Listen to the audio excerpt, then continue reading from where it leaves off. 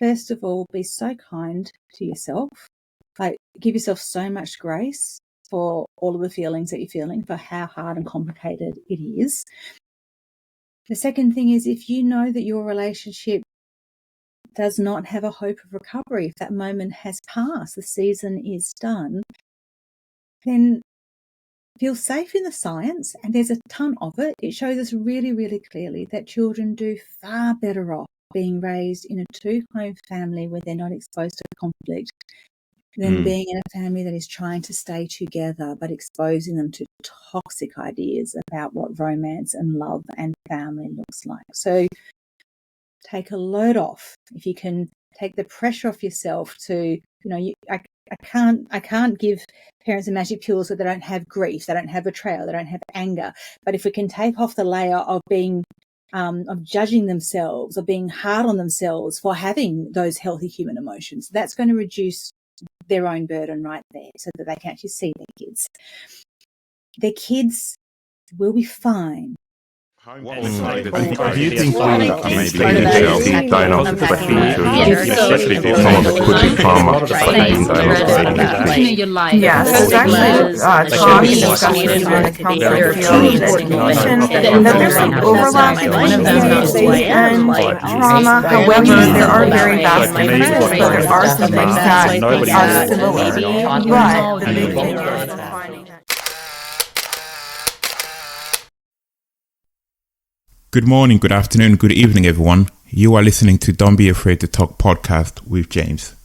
I believe if we are going to affect change, we must go back to the basic, which for me, in essence, is conversations. Talking and listening is key for growth, and I hope our stories will bring us together and we can draw inspiration from each other. Conversation will include topics such as mental and physical health, trauma and its effect, suicidal thoughts, recovery, and well-being. We will continue to raise awareness and offer a different perspective, a mindset or an idea that could inspire you to take charge of your well-being and to grow as a human being. Thank you for joining us for another episode of Ask the Coach. Today I'm joined by Tiffany, and Tiffany is joining us from Willingson in Australia. And today we're going to be discussing all things relating to co-parenting. If you're listening today, have an open mind, and we hope you can learn something from today's episode. Tiffany, how are you? I'm well, James. I'm really, really delighted to be here. I've been looking forward to this conversation. I'm more calm now. The stuffer's part gets me. I don't know why. But can you just tell us a little bit about yourself, please? So I'm a clinical psychologist and co-parenting coach. I have been working in this space for quite a few years, more than 2 decades. And every time that I say that, I feel really quite old. I prefer to say that I feel really quite wise. I have always worked with families that are going through tricky and difficult times. And around the midway point in my career, a large number of the families that I was working with were families going through separation and stuck in the family court system. And what I saw was people going through all kinds of hell and paying all kinds of money to try and get out of that hell and not finding solutions that worked. And it was a space that I saw really needed to change for those parents and for the children that they wanted to raise. So I built my practice and my business around that to help parents who need to separate for their own health and well-being to raise children in healthy two-home families. You don't just help parents, you also do webinars and stuff. You teach as well, don't you? I do, yes, because I dream big, James, and I know from the conversation that you and I previously had that you are the same.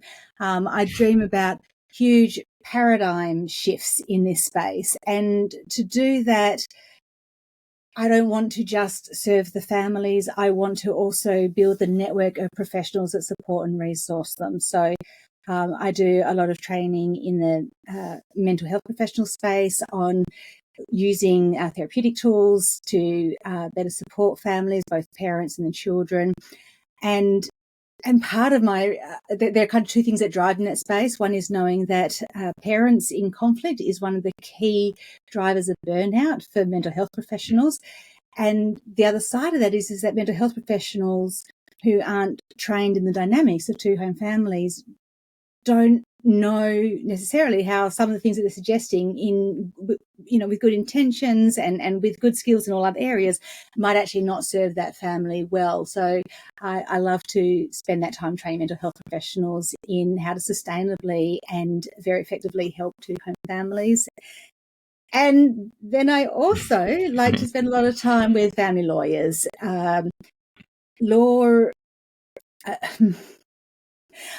So law is necessary, and family lawyers play a really vital role in serving and supporting families.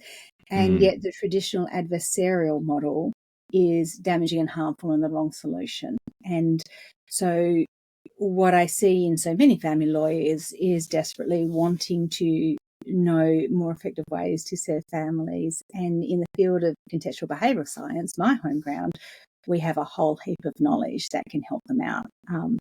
And the lawyers I spend time with, they are the loveliest people. They are as committed and passionate as I am about serving people as they go through their tricky transitions. Sounds busy. Sounds amazing and busy. Yeah. It's both busy and amazing, yes. Definitely, yeah, definitely. Okay, before we get onto our topic today, which is co-parenting, we're going to play a quick game called 1 for 1. I'll give you a word, and you say the first word that comes to your mind. Oh, good heavens. You're already overthinking it. You don't have to think. Just whatever comes to your mind first. Okay, so fabrics. Soft. Kitchen.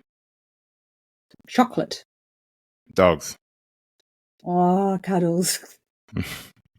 Shamrock. Ireland. And last one, karaoke. My favourite. I saw you posted a video of you singing at karaoke. So I was like, I have to ask about that.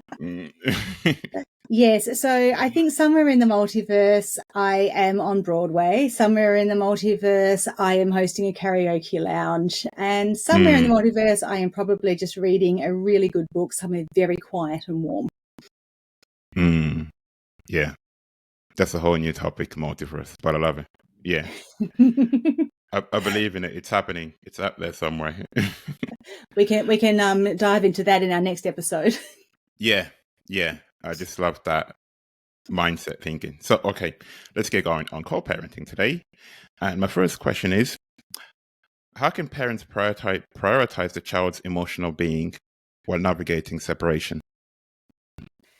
Yeah, so I love the way that you've dived in with a really big, hearty, meaty question. I think that's where a lot of stuff happens. It's the right question to be asking, right? Because when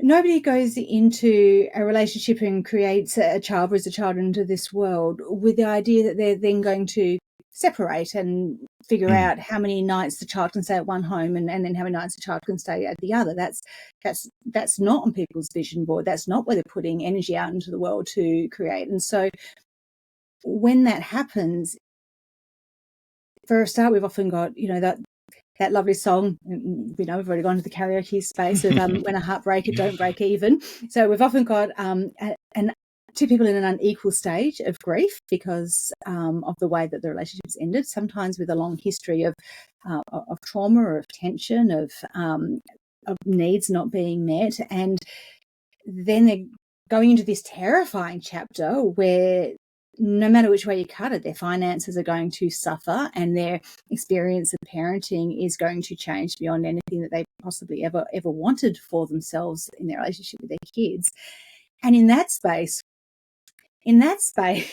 we ask them to be child-focused and to look after the needs of the child and to be able to look after their health and well-being. It's look, I'm going to try and not swear. I'm a bit sweary normally, James, but it's okay. Well, I would say it's a shit fuck storm, right? It is awful. It's a horror show. It is a horror show. And so then that question becomes really important because it is often top of mind for parents. That is what they're thinking. And sometimes that's what's delayed them leaving in the first place, is because nobody wants to traumatize and hurt their children. So I think my first answer, now that I've given you a whole heap of backstory, I think my first answer is, first of all, be so kind to yourself. Like, give yourself so much grace for all of the feelings that you're feeling, for how hard and complicated it is.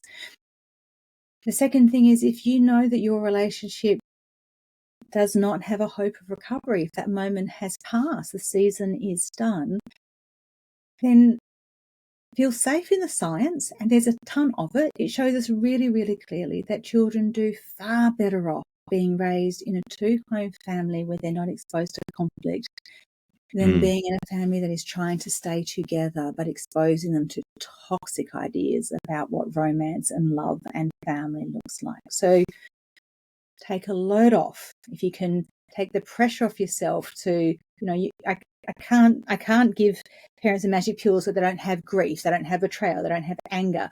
But if we can take off the layer of being of judging themselves or being hard on themselves for having those healthy human emotions, that's going to reduce their own burden right there, so that they can actually see their kids. Their kids will be fine. They will be just fine. So again, I want to come back to the science, because science is our friend, and the data tells us that things go off the rails for parenting for about 2 years after separation. Of course it does. It's a big change. And after that, parents find their rhythm. And children, so long as parents shield their kids from conflict, that is the big killer. Nothing else matters much as shielding the kids from conflict. So long as the parents are just working at keeping adult problems at the adult level and not sharing those with the kids, then the kids are going to be just fine. You would not know that they were growing up in a two-home family any more than you would know whether they had been breastfed or bottle-fed, or whether they had gone to daycare or been homeschooled. They will be indistinguishable from the rest of the population in terms of their outcomes on social, emotional, academic well-being. If you just shield them from conflict, it's the one thing that they just need to keep their eye on. Now, I can pick up so many from what you talked about there. Sorry, I do tend to get on a bit of a soapbox. a question. Okay, so I'll start with this part. So you mentioned about taking it easy on yourself. Yeah. That's quite difficult, in a sense that when you're in that stage, often parents will think that you're causing them the problem. So it's hard to take it easy on yourself, because at that stage you're almost just two people fighting. And you're fighting for, I don't know, power, maybe? I don't know. So it's very difficult to be at a stage where, like, you want to calm down. Because you're constantly thinking, this person's doing this to me. They're doing this on purpose. They're doing it on purpose. They're doing this on purpose. And then the child is just in the middle of that, already in a conflict. And in my work in this space, so often what I see is parents are deeply focused on wanting to do what is best for the children, but not agreeing with each other on what that is. And in that space, you're right, like it's messy, hard space. It's really hard to tease apart what do I want for me compared to what is right for this little person. Like it is hard, and those thoughts, that constant rumination and worry and panic. The thing, again, in terms of taking the load off, taking the pressure off, is to acknowledge this is really, really, really hard. So for goodness sake, don't do it on your own. I think it's one of the things that I hear from parents from time to time is this thing of we shouldn't have to have somebody help us with this. And I'm like, where the heck did you get that idea? Like, who made that up? We are top of the food chain, right? And I'm looking at you, James, and I'm looking at me, And if, I don't know, we don't know each other terribly well, so I don't want to make assumptions about you. But if you dump me in the middle of a forest somewhere and ask me to survive on my own, to forage my own food, to deal with predators that fly my way, I'm not going to survive very long. We are top of the food chain because we figured out how to work together, support each other, resource each other. The whole idea that it takes a village to raise a child, right? It takes a village to raise a family, to support and help and nurture each other. So yes, it is really, really hard what we're looking at doing when people are going through these dark days of the early stages of separation. So it becomes really essential to reach out for help, to reach out for some support, to say, I don't know what to do with all of these thoughts inside my head, but holy goodness me, I would really love for that to be lighter. I'd like to know what to do, and my heart feels like it's going to explode out of my body. And what we see over and over again is early intervention, as always, is the answer, right? That getting some help then, before things get the chance to get even, 1,000 times worse. It's only a tiny bit of time, a tiny bit of money, a tiny bit of energy to get in some really good, essential, mental first aid, emotional first aid in that stage. Yeah. No, when you say, sorry, I don't know why I wrote questions down when I'm just picking them up from what you say. When you say help, I'm guessing you're saying professional help rather than, because if, for example, if I'm separating from someone and I'm turning to my family, they're going to support me because they're just looking at, oh, this person caused you this pain. There's no really clear thinking. So are you talking about like a professional help from an outsider rather than, because your family just be like, nope, they're the bad person. Yes, but although since you raised that, I do want to talk about family just for a moment, because I'm sure of all the people who listen to your podcast, some of them might be in the very situation that we're talking about, but a whole heap of them will know somebody. They will be the family, the mum, the dad, the brother, the sister, or the best friend. And so the where to go, I'll come back to just a moment, because obviously it's something I've got a strong opinion about. You can see I've got strong opinions about everything. In terms of friends and family, yes, you're right.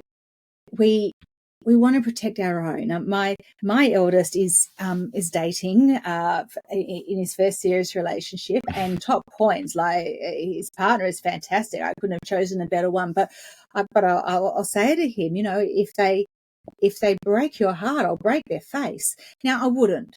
Because I don't value violence as a solution for a problem. But the sentiment holds in terms of this is my boy, it's my baby boy. If anyone hurts his heart, I want to hurt them back. And yet that doesn't serve anybody at all, because if their relationship is unhealthy, I want them to break apart. I want them to find the right people for them. As a family, our job is to wrap around them with love and help them see the bigger picture of who they need to be in that moment for themselves and for their children. And if there are children in that relationship, then the co-parenting relationship is there till death they part. And so looking at how do you have the healthiest relationship you can with this person who is the other parent of this child becomes really critical. So for family and friends to understand that they need to listen to you more than they speak. They need to provide a safe space for you to fall more than they need you to solve their problems. And that is enough. And we know that's enough when we provide a context of safety, when it is the place, and this is why dogs make me think of cuddles, James, is when is that where we can sit and know that we are safe and we are loved, then all of our prefrontal cortex can come online and we can solve our own problems really, really well. So that's the friends and family part. In terms of the early help, yes, definitely seeing a professional, and the professional that you see really makes a difference. And I think, the traditional call goes out to, you separated, go call a lawyer. Yeah. And there is usefulness. There is usefulness in getting some legal advice early on, and I would say the lawyer that you go and see matters. I would definitely say look for somebody who is collaboratively trained. It's a non-adversarial approach to helping families through separation. It's where the best part of lawyering comes out, where they are part of a team that wrap around a family with care and nurture. It's very different from the mediation and courtroom scenario that people are most familiar with. So a little bit of legal advice from a collaborative lawyer is great, just to understand what your legal position is. But the most important advice you need, or the most important space you need to bounce your ideas with, even more than you need the advice, is with somebody who is a specialist in child development and human behaviour in the context of separation and raising kids across two homes. That's not a lawyer. Lawyers are great at lawyering. It is psychologists, social workers, counsellors, coaches that are good at communication issues and child development. And so that means then, as I said, you've often got two parents who both want what's in the best interest of their children. They just don't know what that is. A child development specialist who works in the space of two home families knows what it is. We can solve that problem so quickly. By telling people what to do, by just helping them know what developmentally children at that age and stage usually need. What's happening? Yeah. Definitely. Okay, my next question is, why do parents feel the need, we touched on this, but what do parents feel the need to do it alone?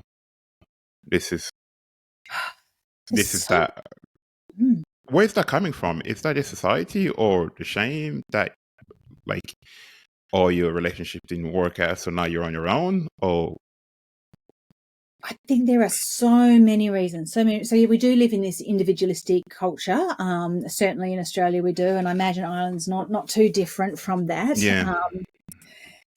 And so I think there is that part of we do things on our own. We don't share so much like we used to. A huge idea of I don't want to be a burden on other people, which anyway, I could speak a lot about that, but that idea comes up.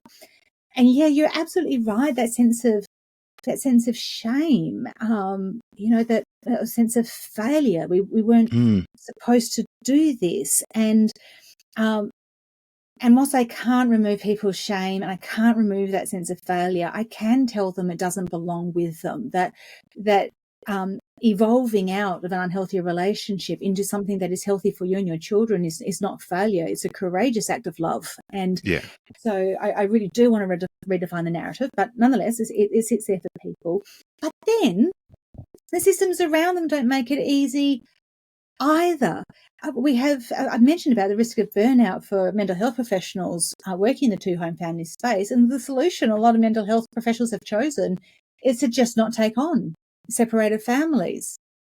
And so all separated families are not created equal. There's probably 3 to 10%. There'll be 3 to 10% where I'd say you need really, really specialist training if you're going to work with those gnarly ones. They exist. They are really difficult. We have extremes in any population, but that means like 90 to 97% of the separating population are completely fine for everyday clinicians to serve as support and resource. So if any of them are listening, please don't close your doors to these vulnerable families. You really can do it. And if you need some help with that, contact me. I'll help you out. And I think there is this this prevailing idea of, well, you made the mess yourself, so clean it up yourself. As if people don't bring a learning history when they go into a relationship, as if there's not a person that I was before that led me to go into a relationship that ended in a space where we weren't able to stay together. Like the reasons that a relationship ends is incredibly, incredibly complex and layered and may track back many generations. It is not about just person A and person B not able to get along. Yeah. When we get into shame, that's a whole new topic. But yeah, I'll go on to my next question. Now, I've seen this. Do you think some parents will use the child to get their way? Yes, but it's a nuanced yes. So I would say that we may get some of that, 3 to 10% gnarly end who do that with deliberate intention. Yeah. More often, I think we see an entanglement that we've already talked about between the child, what's best for the child and what's best for me, or what I want or what I think I need. And so often we see those things being confused together. Yeah, definitely. And yes, so we do see children get used in the middle of the space, and sometimes they're used as shields as well. When parents can't communicate with each other and they start communicating through the children. Oh yeah. Which is terrible. Which is, for anyone listening to that, like, just don't do that. It's a terrible thing for kids. It definitely puts them in that at-risk bucket, the not going to be okay bucket that we don't want to see our children in. And that would probably be more common. And sometimes, and I hate it when this happens, but sometimes we'll hear it come up in the financial versus parenting, the how much time do I have this child and how much money is going out. I hear that sometimes, and the more often, actually, when I think about it, the more often thing that I hear is parents thinking that that's what the other calculation the other parent is making, and the other parent is not thinking about the money. They are thinking about the child and just how much their heart is hurting to not be able to have their child with them. That was a long and convoluted answer. I'm not sure that all of that was intelligible, James. But if it wasn't, I'm sure you can edit it out. No, do you think, I guess, like when you talk about finance, do you think some people start it? Obviously, finance is a factor of it as well. But some people focus on that more rather than what the child needs. Because ideally, like, the child would still want what, in the base that they know what's happening, they'll still want to spend more time, well, same amount of time. But he often gets drawn into, like, oh, I'm paying this, so you spend more time with him because I'm paying you that. Look, it's certainly the conversation can often get caught in that loop, and money does horrible things to people. I don't think that's new information to anybody. We can see money bring out the worst in people. And so stepping through the financial aspects of the separation is stressful and hard. Everybody is losing their financial status in a separation. So that space is murky and awful and yuck, and unenviable and inevitable. Like, that is part of what is going to happen. So again, falling back to the data, what I want all of the parents who are stepping through that to know is that, again, when we're looking at what is important for the children and making sure the children are okay, the data tells us that it's got nothing to do with the financial standing of the family, not to do with the financial standing of either parent. It's got jack all to do with wealth. And if any parent is not sure about that, if they're, concerned about the other parent being the Disney parent and all the other things that get thrown around, then what I would invite anyone who has that idea as they're listening to us is to reflect on. In fact, I'll ask you. Can I put you on the spot, James? Yeah. I want to ask you a question. I say, can I put you on the spot? And then I don't tell what I'm going to do. So I'll ask you the question. But of course, this is a consent process, right? You can choose to not answer. So what I want you to do is I just want you to just kind of cast your memory back over when you were small. Maybe ideally when you were, depends when your memory starts, but somewhere under 10, and the earlier the better. And if you can find a moment with any adult, it can be a parent, aunt, uncle, teacher, I don't care who, any adult, a moment when you were with them and you were just like, yeah, I felt really loved. Like, I knew then that I was loved by that person. Is there a moment that you can find? I don't have that moment. I get that answer sometimes. Yeah.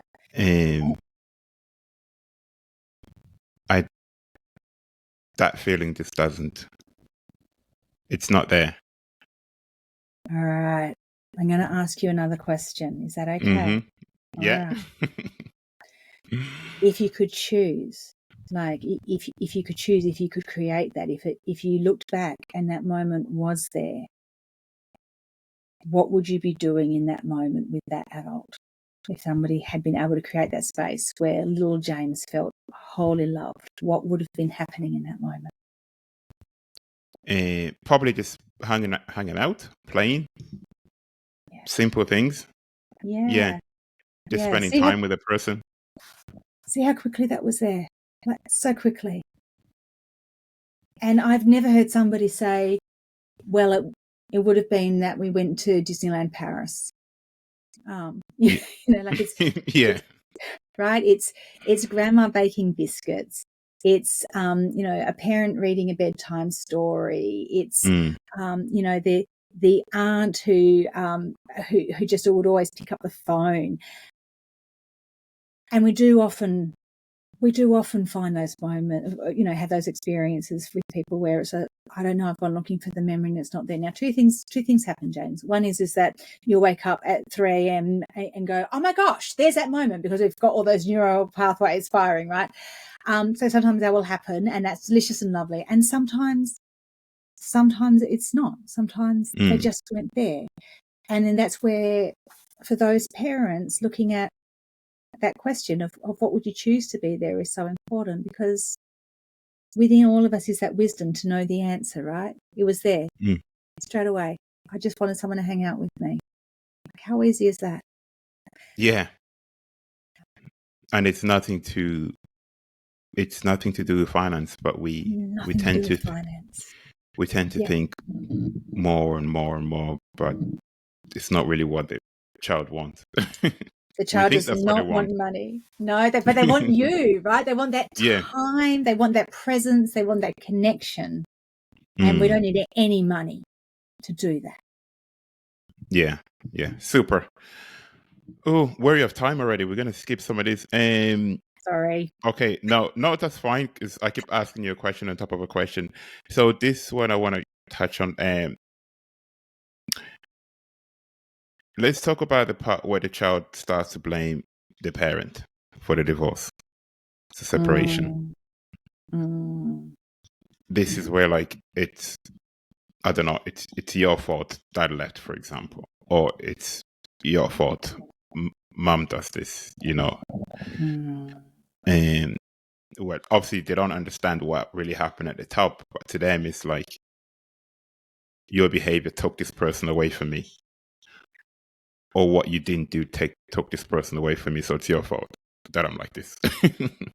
Right. It comes up, and it tugs at every heartstring they've got, right? And simply as most people into fight flight, often the assumption is made that that's come from the other parent. Sometimes it has, and if it has, the other parent is you know, pretty much destroying their own relationship with their child. Children do not like to hear parents speak ill of each other. But sometimes it's not. It's not coming from the other parent. We've got children growing up in the world trying to make sense of what's happening, trying to understand, as you said, what's going on. When we're anxious, we seek to control and we seek to have information. So they're trying to figure it out, usually trying to solve it, so we can, you know, have the parent trap issue where parents actually get back together. But we also, the narratives that our children grow up on, other than Spellbound, which was an excellent Netflix movie that came out last year, highly, highly, highly recommend. Beautiful representation for two home families there. But outside of that, the narratives that we have in our movies, in our children's TV shows, you know, if we look at our superhero archetypes, they're stories of goodies and baddies, heroes and villains, right and wrong, good and evil, black and white. It's very binary. We have the predominant narrative of separated families is estrangement, like complete estrangement. That's what surrounds these children. And so then they're looking at their parents and they're left with this, so who is the villain? Who's the baddie? Like, we have to put blame somewhere. If there's blame, maybe we can fix it. And then I know whether to choose a side. So helping children understand that they don't have to choose a side is it's important for them. It goes back to that conversation we had about the broader family and friends, earlier on in our conversation. The job of a parent, if a child is blaming, is to remember that what the child is actually doing is saying, this really sucks and I'm hurting and I'm scared and I'm upset. And as a parent, you don't need to defend. You don't need to explain. It's adult stuff. And even if you think you fully understand how come your relationship came apart, I promise you don't, for all the reasons we already talked about, all the parts that go into influencing the person that we are here now. It's very multi-layered. It's certainly beyond any adult to fully understand. There is no absolute truth of how come this didn't work out. So it's beyond the capacity of the child, and it's not necessary or helpful for the child. The child just needs a parent to go, oh, I guess you need to be angry at me right now. And if you want to blame me, that's okay. Let me have it. Just tell me how it is for you. And I'm going to be the one who's big enough, strong enough, wise enough, kind enough. And those aren't TIFF words that come straight out of Circle of Security. I'm going to be the one to hold that space for you, right? To be the container, to be here whilst you have feelings. Yeah, it's the hurts they feel and they don't know how to verbalize it. So, and you're looking for the bad person. Now, this is on the basis that this is how they feel and it's not another parent saying it's your dad's fault, it's your mom's fault. Yeah. That happens as well, but that's a whole, It sure does, but it's never helpful. No, it's not. But for them, just verbal, like saying those words, is just coming from a place of hurt, and they're just confused with. They're trying to make sense of it, so they can, in some way, fix it. But it's not really for them to fix. It just, it's more for you to let them have it. Yeah, no, because I can see how hurt you are. Yeah.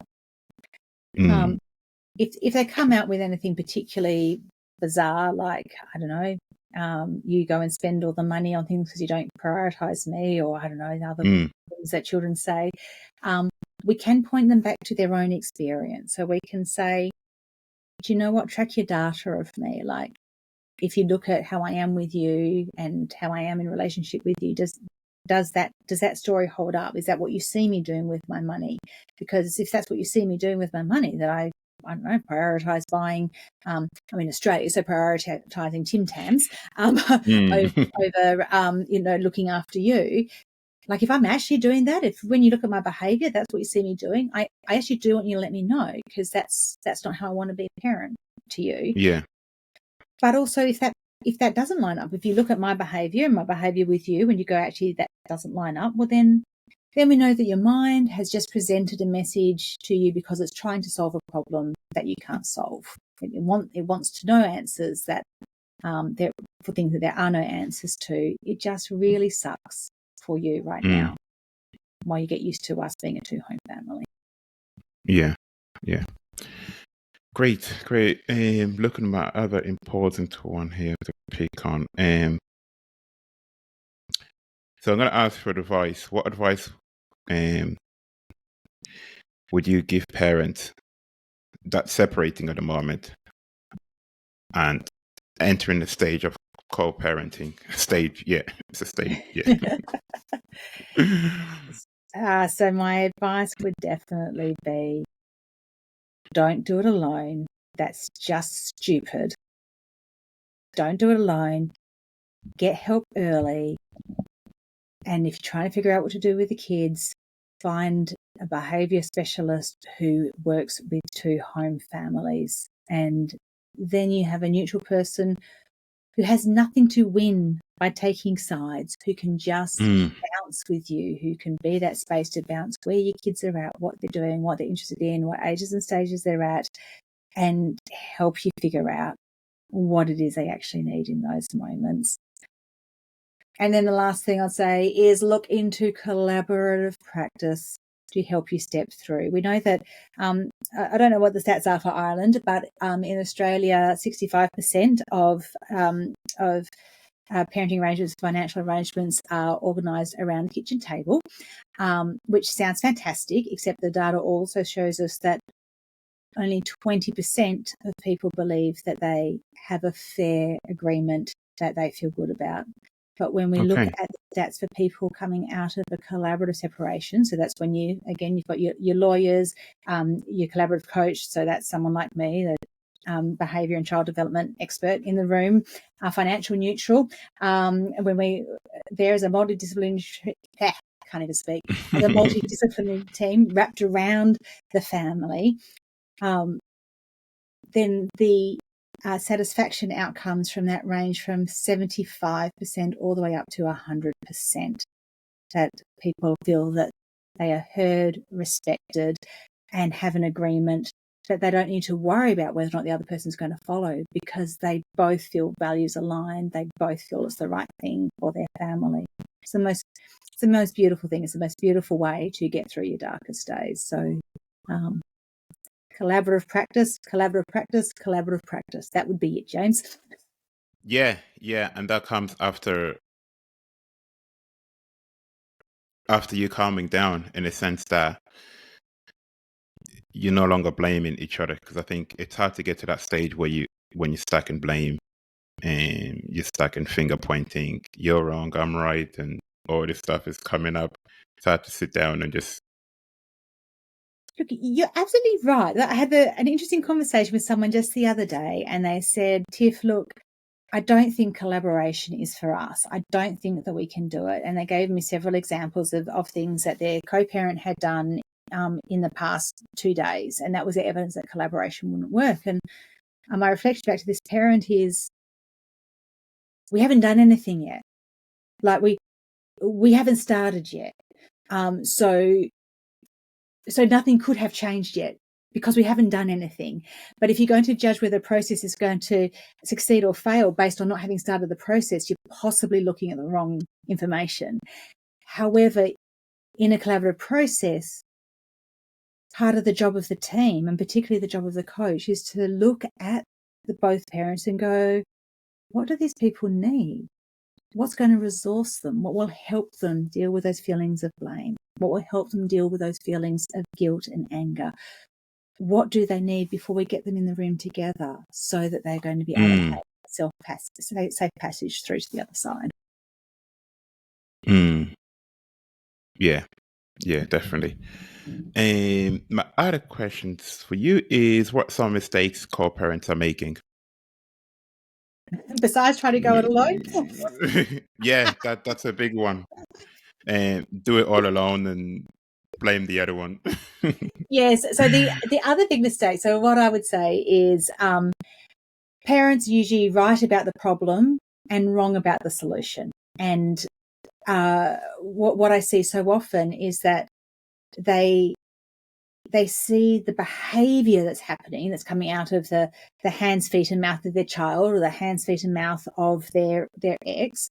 So they see that behavior, and then they form an analysis of that behavior. You know, this person is doing this because they want to manipulate me. They're doing it because they hate me. They're doing it because of this. And then they shape all of their behaviors around that analysis being correct. Yes. And when you're in that huge context of pain and grief and sadness, like your analysis is probably not correct. And even if your analysis is correct, even if you are right that they're trying to manipulate you and make your life hell, if you behave in response to them as though that is true, it's not going to bring out, like, I'm not going to have beautiful behaviors if that's what I believe to be true about somebody. So in terms of mistakes, it's making the wrong assumptions about what is driving the behavior of the other person. We had a beautiful moment inside our co-parenting community the other week where we had one parent who was unpacking with me one of the issues that they were dealing with their ex, and one of the other parents piped up and said, oh my gosh, I've just realized that this person, that the behaviors that are coming out of their body are the behaviors that I'm experiencing from my co-parent, but I've just realized I'm entirely wrong about how I've been interpreting them, because now I can see that actually what's driving the behaviours isn't, in this case, it isn't about hatred or manipulation. It's just fear. This parent is scared. And so this other parent with this new insight, so, my co-parent isn't trying to be awful to me. They're scared. I need to let them know they don't need to be scared of me. Like, what a different amount of behaviour that's going to bring out there, right? So if the problem I have to solve is not you are manipulating me, but you are scared of me. Yeah, it's shifting that mindset, because like you said there, it's like I'm having an argument with my assumption about what you're doing, instead of looking at what you're doing. So what you're doing is creating an assumption, and I'm picking on that and say you're doing this because of this, rather than actually having a conversation. Yeah, so often. I think often Netflix would be very boring if everybody could just communicate properly. Like, that is the crux of every plot, is poor communication. And I think the other thing that, and particularly moments like that between that parent over there and this parent over here, in that conversation, is why it is so, in my opinion, well, not my opinion, it's what our data shows us, incredibly powerful to bring parents together, to work on these skill sets and toolkits together, because there we've got that beautiful example of, we created a safe context for parents to show up and say, this is hard. And when parent A shows up and says, this is what I'm struggling with, and I feel safe enough to talk to you about it, parent B, who's witnessing the conversation, feels safe enough to go, oh, I've got pennies dropping all over the place. I can put things together differently from how I could before, and I can solve my own freaking problems. Thank you very much. Like, I mean, beautiful, beautiful to watch. Yeah, it sounds easy when we're talking about it, because we're talking about it from a secure place. But in that heat of those moments, because you see, like, these things can go on for like months and years. They can. And I think that's where that early intervention piece becomes really important, and it's where that community becomes important. So everything that we do inside our business at Co-parenting Companion is around building communities of values-aligned co-parents who are committed to bringing their best selves to their darkest days, because we do better when we do it together. And so if there's, if we can regularly get access to somewhere that is safe for us to be, then it's much easier to bring our best selves out to the days that are hard and the times that are really, really tricky. Yeah, that's great. One last thing I want to touch on is boundaries, and because it's very important to create healthy boundaries when you're dealing with someone that's, when one person's stuck on a power dynamic. Yeah, it's really essential, and pretty much I do free discovery calls with anyone who's looking at working with us, and that's because I think if you're going to trust someone potentially with your time and your money, you have the right to know if they're going to be the right person for you. And the conversation that pretty much I have with every parent is them talking about their boundaries being transgressed, or not knowing what boundaries they have the right to hold, or if they have the right to hold the boundary, not knowing how to hold the boundary, or disagreeing about what the boundary is. And the boundaries in a co-parenting relationship are different from the boundaries in a romantic relationship. So the boundaries over what happens when somebody is dating somebody new? Do I have to know them? Do I have to tell them? And do I get a chance to say whether or not they can introduce them to the children? Or all of those types of boundaries, which are can be fraught, but also just the very simple boundaries about how often do I have to check my phone for messages? How soon, like how quickly do I need to reply to an email? How much detail do I have to give? If I may have a quick plug and just delete it out if it's not appropriate, James, but it's such a foundational starting point for setting things up for success. We have on our website our 6 steps for co-parenting success, and it is a free course. It takes about 15 minutes to do. Every strategy in it is free to implement, and it is all simple solutions to get boundaries in place, even if your co-parent doesn't want to follow them. They're all ones that you have full control over, and your co-parent can't shift on your behalf. So for easy ways to get started, highly recommend that.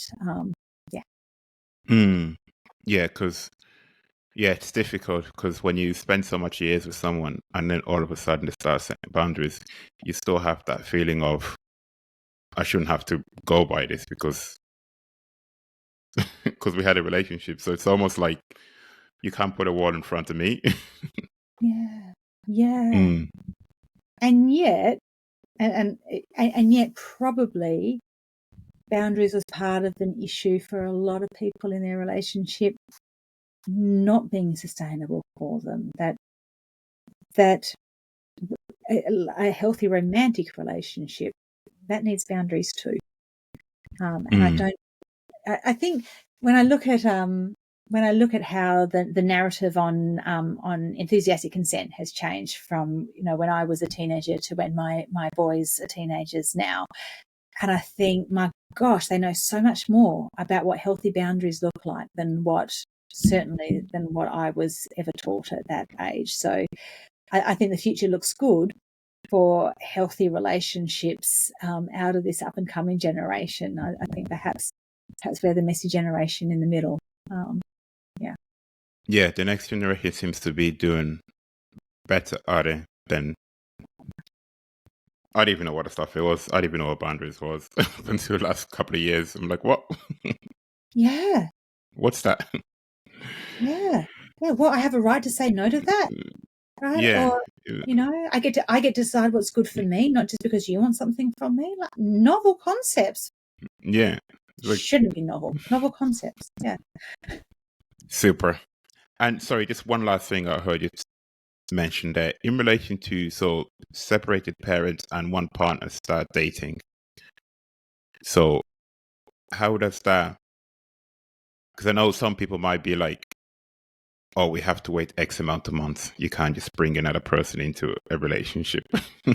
Yeah. But some couples would just be like, within a month, like, start talking about it. So how does that? Like, I don't think that's healthy. Yes. For children. So it's certainly something that we get asked about a lot. So a new stable relationship can be the most stabilizing influence on a two-home family, and it can also destabilize something that has been amicable and healthy. It's a powerhouse of change either way, potentially.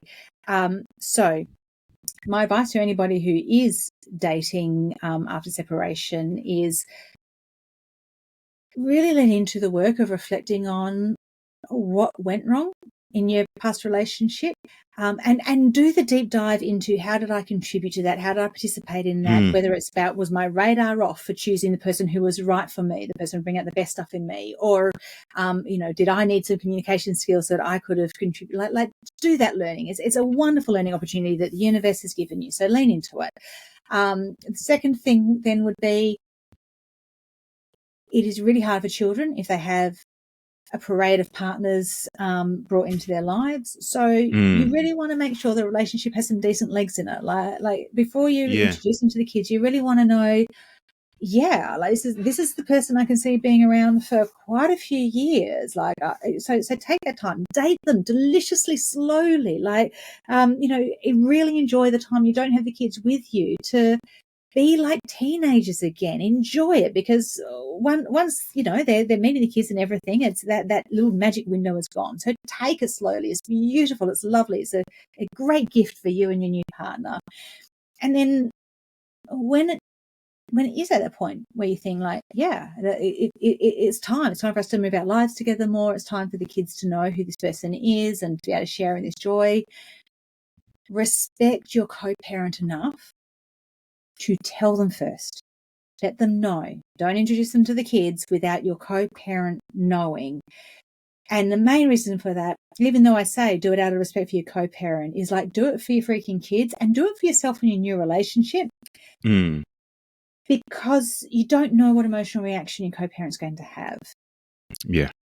And whatever reaction that is, unless it's absolute freaking joy, you don't want them having that reaction in front of your children when your children go home and say, I just met the new partner. So when we tell them first, when we give them heads up, and it doesn't mean you don't get the, in terms of boundaries, you don't get the right to say, well, no, you can't introduce them to the kids. I don't like that. I don't agree. Like if they've done you the courtesy, your job is to say, wow, thank you for that. Thank you for doing me the courtesy. Really appreciate you giving me the heads up. And then the next thing, and I really highly recommend this so much, is have the new partner and the co-parent catch up either over Zoom or for a coffee date without the ex, to just meet each other. Because if your co-parent once fell in love with you, they've got pretty good taste in people, which means you're probably going to like the new person. Or if you'd met them under circumstances that were different from this, you might have been friends. It's worth knowing who they are and letting them meet you, so that neither of you are dealing with the stories that other people are telling you about each other. You get to see each other face to face, human to human. And when I've seen that done, the majority of the time, it sets it up for a much more successful transition for everybody. And step parents, oh my gosh, bringing in a healthy step parent relationship, there is no limit to the number of people who can love a child. They can be the greatest asset in the system. We just need to set it up for success from the start. Yeah, definitely. Yeah. Don't be dropping it to the kids way too soon and not telling the other person. You're just creating conflict that no one wants. That's right. It's like, oh, your child coming home and telling you, oh, dad is with someone or mom's with someone, and you didn't even know. Like that, you mentioned the emotional reaction, it's gonna come out. Right. It often even when they think that they've moved on or they've done their processing, it hits hard on that grief button.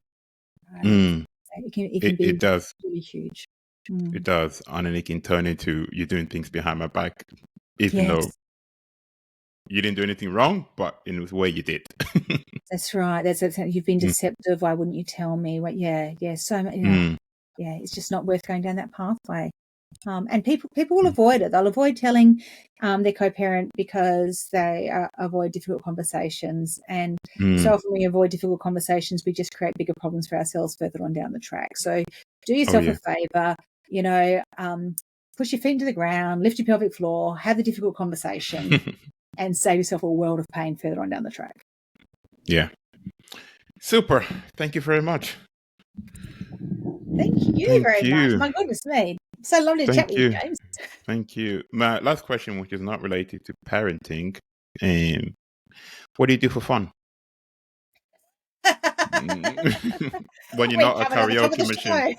It's karaoke for sure. Absolutely. My great love, my great addiction. It is my self-care zone. It is the way to celebrate the end of a great week. It's the way to work out the trauma of a hard week. Karaoke is the answer for world peace. Yeah. And do you have a sewing machine as well? Like, do you make clothes? Yes, I do. Yeah, I make more costumes than clothes. Quilting, crafting. Yeah. For Book Week and Halloween, and I love sewing. I am not good at it, and I absolutely love it. And the best thing that I ever heard for sewing was I went to a craft workshop. I was learning something about applique, and the person who was running the workshop said, "Homemade things should look homemade." And that was a liberating thing. All my homemade things look homemade. Yeah, that gave you the permission to be like, right, that's homemade, leave it. That's exactly right. I love it. I love it. Yeah, day at my machine, music blaring, singing along, sewing under the machine. Absolutely, my happy place. Yeah. Super. You have an online group as well, do you, for parents Yes, we do. Yeah. So we 4 times a year we run our co-parenting intensive reset, which is our group program. So there's some online modules, loads of videos of me. They probably dream of me. They see so much of me, and then 5 group coaching calls where they get to hang out with all those really cool people we've already talked about, and for people to step into our community, if they get to the end of that 5 weeks and they would still like some nurture and support, that we have some options for them to stay with us for as long as they like, and to leave us when they're ready. It's, I mean, I just want to tear up when I think about the parents in our community. They are the most beautiful, beautiful humans. It's a treasured space. I love those coaching calls and the time with them. They're the most incredible human beings. Brilliant. Thank you for joining us for another episode of Ask the Coach. Today I'm joined by Tiffany. Tiffany is joining me from Willingson in Australia. And Tiffany, oh my God, sorry. I'm going to start again.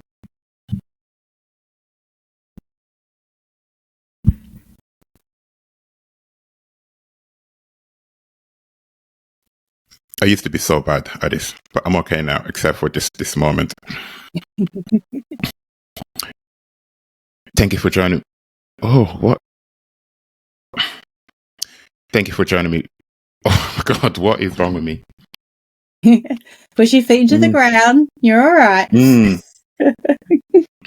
I think when I'm rushing, it doesn't help either. So then I start getting very warm. Yeah. Okay. We don't have to rush. I know you're on your lunch break, but, roll your shoulders back, take a breath. Be fine.